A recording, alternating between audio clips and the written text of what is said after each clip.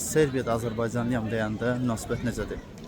Serbiyanın Belqrad şəhərindən bütün hamını salamlayıram. Başıma gələn real bir hadisədən danışacağım bugün. Real hadisə deyəndə ki, dəfələrlə çox olub. Yəni birini danışım da. Bir dəfə yaşlı bir insan idi. Mənə dedi ki, hardansan? Dedim ki, Azərbaycanlıyam. O da Qarabağda müharibə vaxtı 44 günlük müharibəni dedi. Dedi, müharibəni bilirik, torpaqlarınızı geri almışsınız. Buradan Allah şəhidlərimizə rəhmət eləsin.